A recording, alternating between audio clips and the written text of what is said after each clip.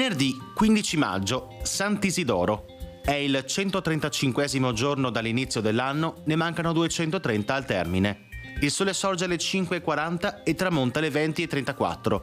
La luna si leva alle 4:26 e tramonta alle 19:14.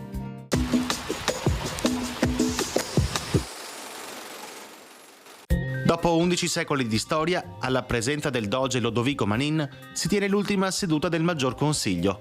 Alle 8 di sera dello stesso giorno, il Manin sgomberava il palazzo ducale mentre le truppe francesi entravano in città.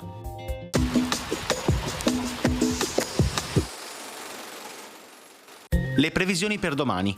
Cielo nuvoloso o molto nuvoloso, con probabili precipitazioni sparse di modesta entità fino alle ore centrali. Possibili rasserenamenti dal pomeriggio, temperature in ripresa.